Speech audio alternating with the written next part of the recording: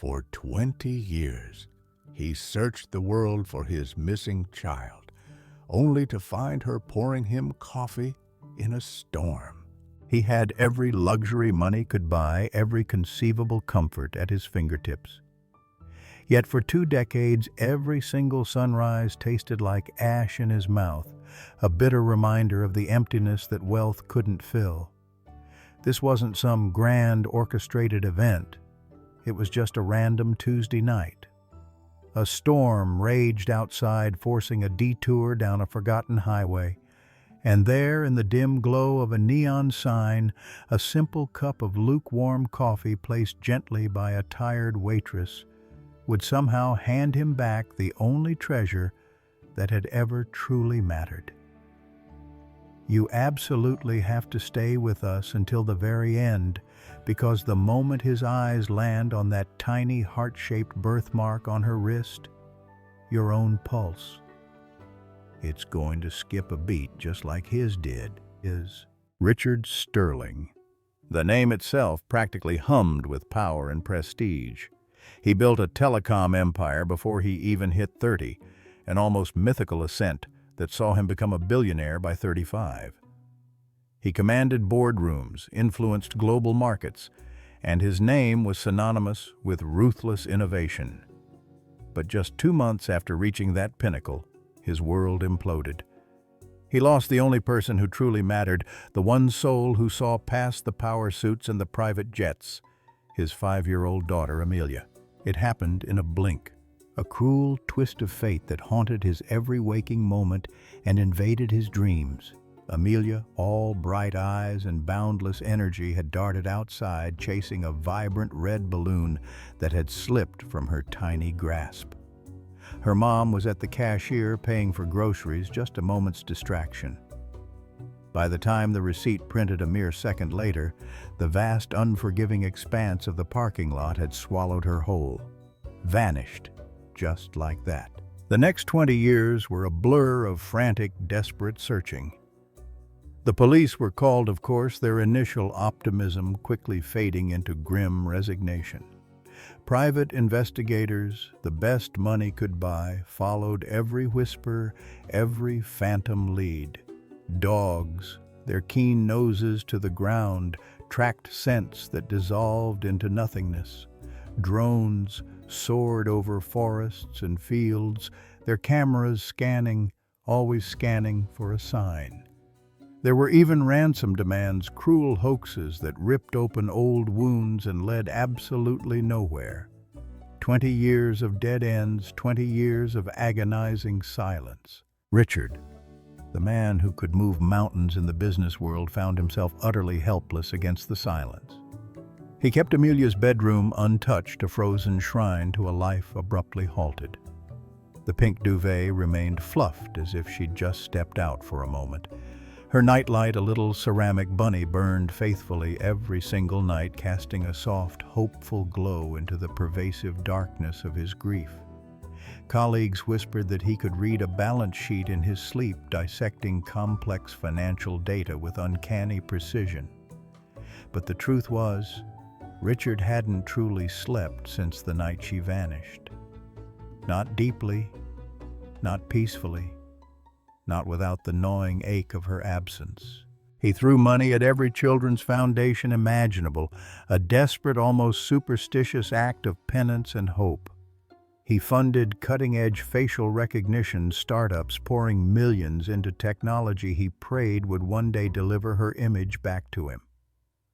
His penthouse, a monument to his success, was also a gallery of his despair.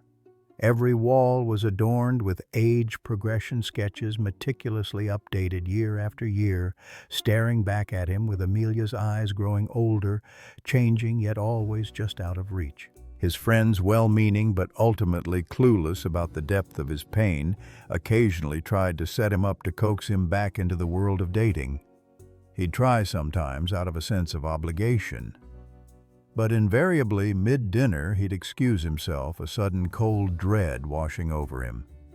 The thought that Amelia might be out there somewhere hungry alone would claw at him, making the most exquisite meal taste like dust.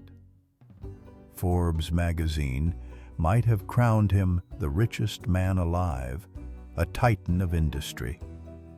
But every morning, the mirror showed him a different truth, a hollow man haunted by a ghost. Tonight, the universe seemed to conspire to push him off his well-worn path. The interstate, usually a smooth ribbon of asphalt, was a churning river completely flooded. Richard's driver, a stoic man accustomed to navigating the whims of his demanding boss, had no choice but to reroute.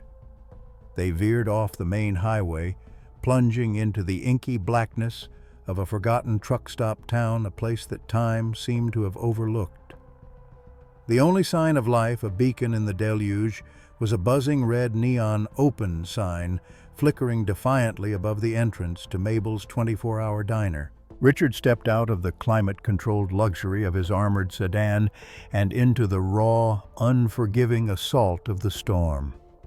Rain, cold and relentless, plastered his $1,000 suit to his frame, dripping in rivulets from the perfectly tailored fabric onto the cracked utilitarian linoleum floor of the diner. The scent of stale coffee, frying onions, and a faint hint of disinfectant hung heavy in the air. The booths, once likely bustling, were mostly empty tonight, save for two truckers huddled in a corner, their voices a low rumble as they argued passionately about the ever-fluctuating price of diesel. Behind the long, worn counter, a young waitress moved with a quiet, practiced efficiency. Her sleeves were rolled up, revealing slender forearms, and her hair, a practical cascade of brown, was twisted into a messy bun secured with a pencil. She was wiping down the counter with methodical strokes, her movements fluid despite the visible exhaustion etched around her eyes. Then she turned and offered a tired smile. It was a small, almost imperceptible gesture, a flicker of politeness born of routine. But to Richard, it felt like a jolt of electricity, a sudden unexpected punch to the gut that knocked the wind clean out of his lungs. Familiar. It was achingly, terrifyingly familiar in a way he couldn't immediately place, yet it resonated deep within his bones. His breath hitched. "Black coffee?" He managed to croak out the words, catching in his throat. "No sugar." His voice, usually a commanding baritone, was shaking a tremor that transferred itself to the cup. She slid across the counter toward him. The ceramic clinked softly against the formica. Steam, fragrant and warm, curled lazily from the dark liquid rising into the dim light. Time, which had been rushing forward relentlessly for 20 years, suddenly seemed to slow, to stretch, to almost stop. And then he saw it. As she reached to wipe a stray drop from the counter, her sleeve slid back just a fraction. There, on the soft, pale underside of her forearm, a tiny, almost imperceptible mark. A birthmark, shaped like a perfect miniature heart, tilted ever so slightly to the left. The exact, unmistakable match to the faded photograph he carried in his wallet, the one he'd looked at 1,000,000 times a day for 2 decades. His Amelia. His little girl had kissed that very same mark every single night before bed, a tender ritual whispering to it, "Stay right there till Daddy comes home." The world tilted. His gaze still fixed on her arm, snapped up to her chest, where a simple plastic name tag was pinned to her uniform. It read in neat block letters, Amelia. A common name, he told himself desperately. It had to be. There were millions of Amelias in the world. His heart, however, was clearly not listening to reason. It hammered against his ribs like a trapped bird, each beat a deafening drum in his ears. She returned to refill his cup, her movements graceful. "Thank you," he managed, but his voice was a raw, unfamiliar rasp, cracking like old wood. She paused, tilting her head slightly, a small frown creasing her brow as she looked at him, puzzled by his strange demeanor. And in that simple, innocent gesture, Richard felt another jolt. It was precisely the way his little girl used to tilt her head when she was trying to make sense of a big, complicated word he'd used or a concept that was just beyond her 5-year-old grasp. The memory was so vivid, so sharp, it was like a physical blow. He watched her move, mesmerized, his mind racing through a lifetime of forgotten details. She hummed softly as she worked a tuneless, gentle melody. And then he recognized it. Twinkle, twinkle, little star. It was the lullaby. The one he'd recorded on a cassette tape, his deep voice slightly off-key because his relentless business trips had so often stolen him away from bedtime. He'd hated missing those moments, and the tape had been his attempt to bridge the distance. She served a slice of apple pie to a solitary stranger in a booth, carefully cutting the slice exactly down the middle. He remembered. Amelia, his Amelia, had always done that. She'd meticulously cut her portion in half, always without fail, saving the other half for later. "The rest waits for tomorrow, Daddy," she'd explained, once her logic ironclad. By the time she refilled his third cup of coffee, his hands were trembling uncontrollably, the thin ceramic rattling against the formica. He needed proof. He needed it desperately, agonizingly, but he couldn't risk scaring her away. Not now. Not after all this time. He'd practiced this moment 1,000 times in his darkest nightmares, rehearsing elaborate scenarios of confrontation and explanation. But never, not once, had it played out in a brightly lit fluorescent diner that smelled so distinctly of bacon grease and bleach. This surreal reality was far more disorienting than any nightmare. He needed more time. He needed to observe, to confirm. So, with a forced casualness that felt utterly fake to his own ears, he asked for the check. Not because he was ready to leave, but because it would keep her at the table for a few precious minutes longer. She took his order pad, pulled out a pen, and began to scribble the numbers. And there it was again, the pen grip. Thumb over index finger, a slightly awkward but utterly distinctive hold. It was the same quirky, endearing way her kindergarten teacher had patiently taught his Amelia to hold a crayon, then a pencil. Another echo from a life he'd thought was lost forever. He decided to cast a line, a seemingly innocent conversational gambit. "You know," he mused, as if an old memory had just bubbled up, "I used to live near a park once, a beautiful one with ducks. My daughter loved watching them waddle around." Amelia looked up, a soft laugh bubbling from her, a sound that resonated with a forgotten joy in his own chest. "Ducks!" she exclaimed, a genuine smile gracing her lips. "Funny, when I was little, ducks used to waddle through my dreams all the time. Weird, right? Funny what sticks with you." Richard's breath caught. Ducks, her dreams. It wasn't just a coincidence, it was a connection, a thread to his Amelia. He handed her a crisp $20 bill, far more than the modest bill required. "Keep the change," he said, trying to keep his voice steady. It was more than she likely earned in an entire night. She eyed him, a complex mix of gratitude and a deep-seated wariness flickering in her eyes. It was a look he recognized, worn by everyone who had to survive on minimum wage, who had learned to be suspicious of sudden generosity. She tucked the bill into her apron pocket, her gaze lingering on him for a moment longer than necessary. He lingered too, pretending to be engrossed in his phone thumbs, hovering over the screen, feigning an email response. But his eyes, sharp and analytical, even in his emotional turmoil, were studying her reflection in the chrome napkin dispenser. Every second, every tiny mannerism, every fleeting expression was a piece of a puzzle he'd been trying to solve for 2 decades. His mind, ever the strategist, began to churn through the grim statistics he'd memorized. 1 in 6 runaways end up trafficked, a horrifying reality. 1 in 100 are recovered after a decade. Amelia would be 25 now. This woman with her tired eyes and resilient smile looked exactly 25. The math burned a fiery equation of hope and terror in his soul. He carried 2 photos in his wallet, worn smooth from countless touches. One was a vibrant, laughing Amelia at 5, her missing front tooth a charming gap. The other, an age progression sketch meticulously updated showing her imagined face at 21. He took a slow, deep breath, steeling himself for what he was about to do. This was it. The moment of truth. He stood up his legs, feeling strangely unsteady, and approached the counter. "Excuse me?" he began, his voice a little hoarse.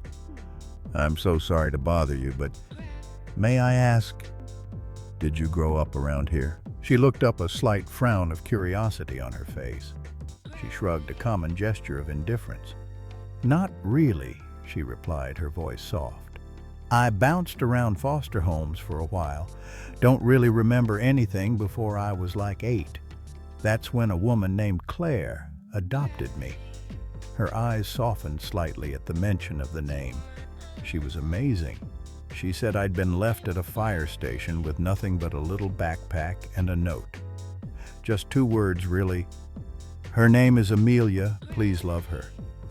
Claire, she explained, had passed away 2 years ago. No papers, no baby pictures, no official records of her early life. Just stories and one precious, tangible link to her past. She reached for her neck, pulling a delicate silver locket from beneath the collar of her uniform. It was small, tarnished with age, and intricately engraved. "Forever Daddy's girl," she read aloud, her thumb rubbing the familiar charm. Richard's knees buckled.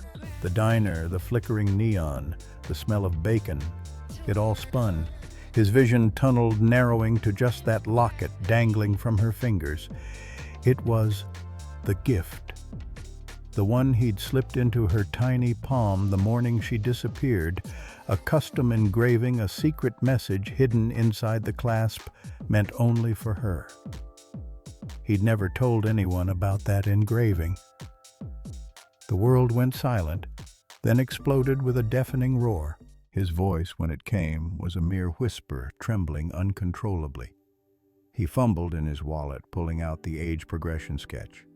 He laid it gently on the counter, pushing it towards her.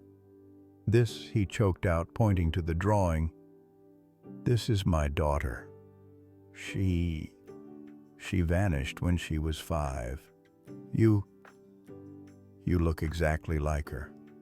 And that locket." Amelia's eyes, which had been fixed on his face, dropped to the sketch. Her casual composure shattered. The tray she was holding, laden with dirty dishes, clattered loudly onto the counter, echoing in the sudden, stunned silence of the diner. The 2 truckers, who had been engrossed in their diesel debate, turned their conversation abruptly cut off. Amelia gripped the edge of the counter, her knuckles white with strain, her face draining of color. "People joke about me being a missing kid," she said, her voice thin and reedy, a desperate attempt at humor. "Because I've got no baby photos, no real past, just Claire's stories, but I never thought—" She trailed off, her gaze locked onto the sketch. Her eyes widened, tracing the familiar contours of the face, the uncanny resemblance staring back at her. It was like looking into a mirror, but a mirror reflecting a ghost from a life she couldn't remember. The shock was palpable, radiating from her in waves. He pressed on, his voice cracking with a fragile hope.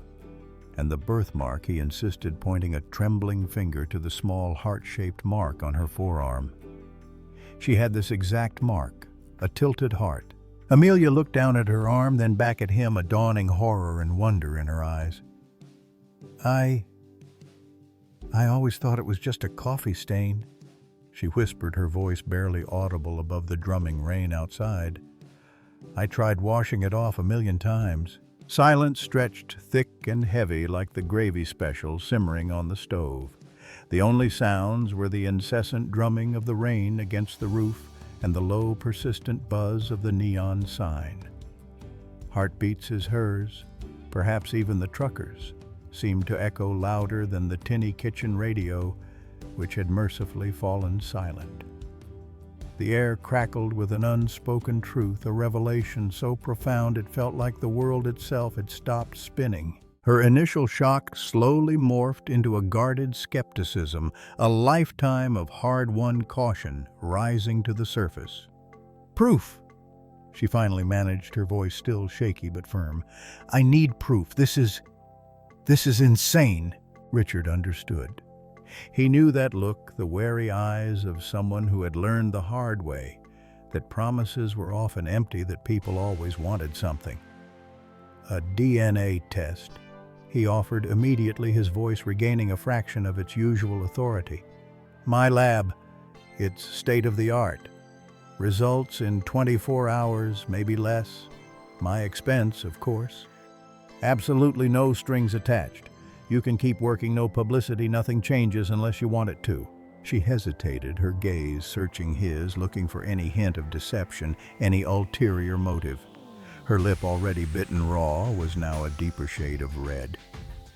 Finally, after what felt like an eternity, she gave a small, tentative nod. He reached into his inner jacket pocket, producing a sterile-looking swab kit.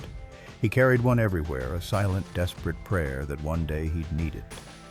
With practiced ease, he peeled open the packet, carefully swiped the cotton swab inside her cheek, then sealed it in a small tube, labeling it meticulously with the date and time.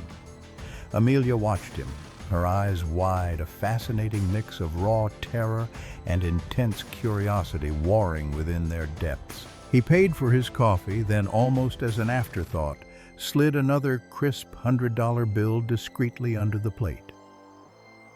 "I'll be back tomorrow," he promised, his voice low and earnest, same time.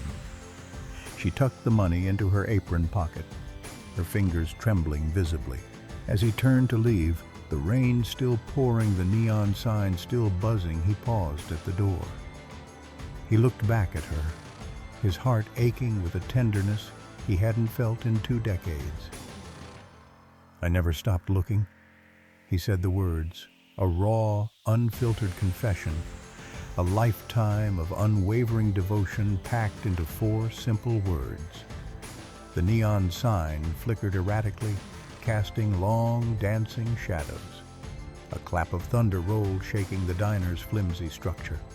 And then the night swallowed him whole, leaving Amelia alone with a crumpled sketch, a silver locket, and a whirlwind of impossible questions. The next 24 hours were the longest.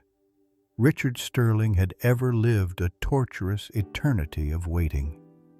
He paced his penthouse, a gilded cage high above the city, every nerve ending screaming. His lawyers were on standby, his team of scientists at the lab ready to drop everything.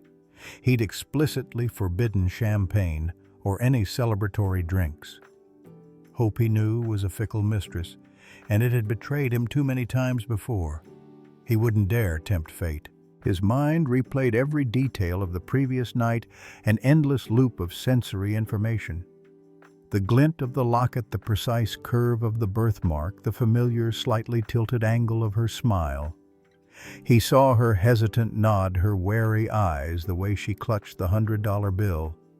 Every memory was a fragile thread weaving together a tapestry of possibility that both exhilarated and terrified him. At 2 a.m., unable to endure the suffocating silence of his penthouse, he drove himself alone to Mabel's. The diner was dark. The neon sign extinguished a somber silhouette against the still damp night. He sat in his car in the parking lot, staring through the grimy windows at the closed sign, wondering if she was inside, perhaps mopping floors, oblivious to the seismic shift that was about to rock her world. Dawn found him not back in his luxurious bed, but outside a children's park, a place he hadn't visited in years. He watched fathers push swings, their laughter echoing in the crisp morning air, a stark contrast to the raw, aching grief that was tearing at his own heart. The sight was a poignant reminder of all the moments he'd missed, all the childhood joys stolen from him.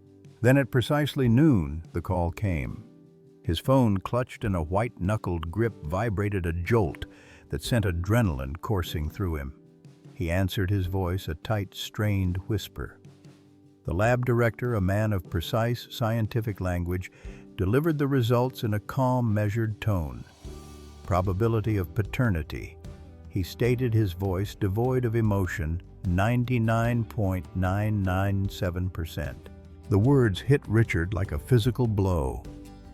The polished marble floor of his kitchen tilted the entire room, spinning around him. He stumbled, gripping the cold edge of the kitchen island, knuckles white. The sobs, deep and guttural, racked his entire frame, tearing through 20 years of suppressed grief, of silent suffering. 20 years of relentless searching, of a father's unwavering, desperate quest, collapsed into 3 simple, earth-shattering syllables: "She's yours." He returned to Mabel's at dusk, the setting sun painting the sky in hues of orange and purple, a stark contrast to the churning storm within him. His hands, usually so steady, were shaking uncontrollably as he pushed open the diner door. She was there at the counter, just finishing her shift. Her eyes were red-rimmed, a clear indication that she too had spent the last 24 hours in a similar state of emotional turmoil, wrestling with the impossible hope he had offered. He walked straight to her, his gaze locked on hers, and without a word slid the lab envelope across the worn Formica counter. Amelia's eyes, wide and searching, dropped to the official document. She read it, her lips moving silently, tracing the scientific terms, the overwhelming numbers. As the truth registered, tears welled in her eyes, pooling, then spilling over tracing paths down her cheeks. Her legs gave out and she dropped onto a worn stool behind the counter, the paper still clutched in her hand. So Claire found me," she whispered, her voice thick with emotion.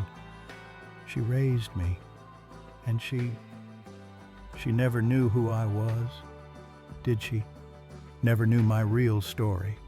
Her gaze lifted to his, filled with a heartbreaking blend of confusion, gratitude, and a lifetime of unspoken pain. "I thought nobody wanted me," she confessed, the words, a raw childhood wound finally exposed. Richard took a tentative step forward, his hand hovering, aching to reach out to comfort her. But he stopped short, terrified that she might flinch, that his touch might break this fragile, nascent connection. She looked up again, her eyes glistening. "All those nights," she whispered, her voice barely audible. "All those nights I wished for a dad, for a family. I thought I was crazy, fantasizing about something that could never be real. That was it. That was the moment." His restraint shattered. He finally reached across the counter, gently cradling her hands in his. His weathered, calloused skin, a testament to a life of relentless ambition and profound grief, met her youthful, scarred hands, hands that had known hardship and resilience. "You weren't crazy, Amelia," he said, his voice choked with emotion, tears now streaming freely down his own face. "I was. I was screaming your name into every dark sky, every empty night for 20 years. She launched herself across the counter, burying her face in his shoulder, sobbing uncontrollably. The diner, the harsh fluorescent lights, the lingering smell of bacon, it all blurred into an indistinct backdrop. The 2 truckers who had been silently watching this unfolding drama rose to their feet and clapped a spontaneous, heartfelt burst of applause.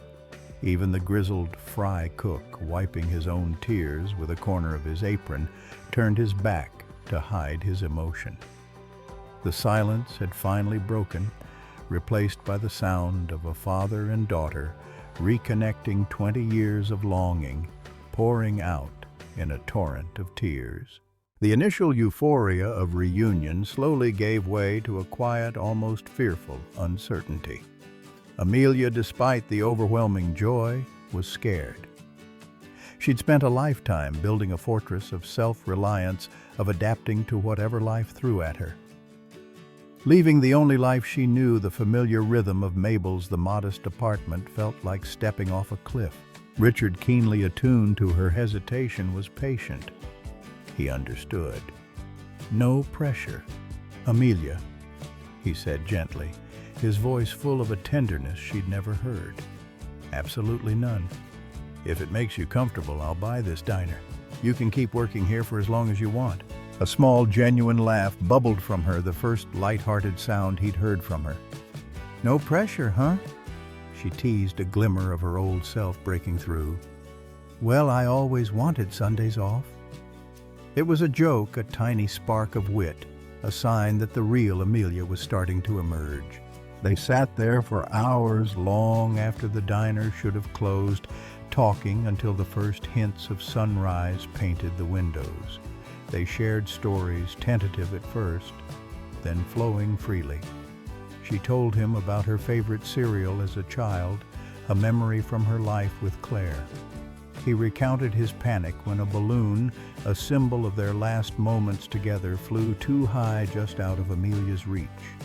She showed him the faint scar on her knee from climbing monkey bars, a memory he hadn't known existed. Then came the harder questions. "What about my mom?" she asked, her voice soft, vulnerable. Richard's face clouded. He explained gently how cancer had taken her 5 years after Amelia vanished, how the grief had been a thief, stealing both their parents in different cruel ways. They cried together, then a shared sorrow for a woman Amelia never knew, and a wife Richard had lost too soon. But they also laughed, found common ground, and began to tentatively plan a future. He offered her everything: tuition for any university she desired, world travel, anything her heart could possibly wish for. But Amelia, ever practical, ever grounded, surprised him.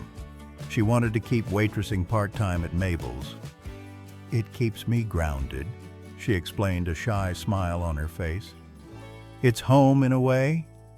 Richard, the billionaire who could buy anything, simply nodded. He was already mentally calculating how to install the best, most sophisticated espresso machine Mabel's had ever seen. He'd make sure her home was comfortable and perhaps a little bit fancier. It wasn't long before the news leaked. Someone, perhaps a truck driver with a smartphone and a keen eye for drama, had filmed the emotional embrace in the diner. The grainy video, blurry but undeniably powerful, went viral. Headlines screamed across every major news outlet. "Billionaire finds lost daughter in diner. A 20-year search ends in miraculous reunion." The paparazzi, a ravenous swarm, descended on Mabel's, on Richard's penthouse, on any location even remotely connected to the story. Richard, ever the protector, issued a terse, unyielding statement: respect their privacy or face the full force of his legal team. He was not playing games. Amelia, however, chose a different path. After much thought, she agreed to a quiet, carefully managed interview. She sat composed and articulate, sharing her incredible story, not for fame, but for a higher purpose. She spoke eloquently about the pain of being a child without a past, and the unwavering hope that had finally brought her father back. She urged support for missing children foundations, advocating for the very organizations that had, in their own way, been a part of her father's relentless search. The response was immediate and overwhelming. Donations flooded the National Center for Missing and Exploited Children. Inspired by her story, dozens of cold cases, some decades old, were reopened, given a fresh look, a new spark of hope. Meanwhile, Richard's company stock took a momentary dip. Investors, ever wary of distraction, feared that his personal life might impact his legendary focus. But Richard, in a move that only solidified his public image as a man of principle, simply tweeted a single photograph, a beautifully framed picture of Amelia beaming, wearing a graduation cap, though she hadn't graduated yet. The caption was short, powerful, and utterly unambiguous: worth every penny. The market, it seemed, understood. Shares not only rebounded but soared, fueled by public admiration for a man who put family above all else. He was dubbed Dad of the Year, by countless publications, a title he cherished far more than richest man alive. Amelia, despite her newfound fame, kept her apron a tangible link to her past, a reminder of where she came from. She hung it next to the penthouse telescope, a magnificent instrument that allowed her to stargaze from the city's highest vantage point. She remembered loving to look at the stars as a kid, a deep, inexplicable fascination. Now she knew why. Perhaps it was a silent connection to the Father who had been searching for her under those same vast, silent skies. Months later, Mabel's diner underwent a miraculous transformation. Anonymously funded, of course, though everyone knew exactly who was behind it. The tired, cracked linoleum was replaced with polished hardwood, giving way to an industrial chic vibe with exposed brick walls. A vintage jukebox, restored to its former glory, played classic tunes, filling the air with warmth. But more than just aesthetics, Richard established a college fund for every staff kid at Mabel's, a quiet gesture of gratitude and a legacy of hope for the next generation. Amelia, true to her word, enrolled in social work classes, driven by a profound desire to help other foster kids find the loving, permanent families she had craved for so long. She devoured textbooks, attended lectures, and immersed herself in the complex world of child welfare, determined to make a difference. Richard, for his part, became the most devoted father imaginable. He attended every one of her recitals, every presentation, every parent-teacher conference, even though she was an adult. He even learned TikTok, much to the amusement of his tech-savvy staff, using the platform to share age progression tips and missing persons awareness. He funded a national hotline, a direct, immediate lifeline for families in crisis. Together they launched Heartmark, a foundation dedicated to providing free DNA kits to families searching for lost loved ones, a practical, tangible solution born from their own impossible reunion. On the foundation's opening day, a day filled with emotion and purpose, Amelia wore her silver locket, a shining symbol of her reclaimed past. Richard, in a small, private gesture, clipped a tiny heart-shaped charm to his keychain, a mirror image of the one on her arm, a permanent reminder of the miracle. They walked out into the diner parking lot, the very spot where fate had intervened, where a storm and a wrong turn had rewritten their destiny. There, embedded in the pavement, was a newly installed bronze plaque, its inscription gleaming in the sunlight. Hope brews here. It was a testament to their journey, a beacon for others, a reminder that sometimes the most extraordinary miracles unfold in the most ordinary of places. If this incredible story, a true testament to the enduring power of hope and family, reminded you that second chances truly do hide in plain sight, then do us a favor. Hit that like button, share it with someone you know who desperately needs a dose of hope today. And please subscribe for more real-life miracles that will inspire and uplift you. And we'd love to hear from you. Drop a comment below. What would be the very first thing you'd say to a loved one you lost and miraculously found again?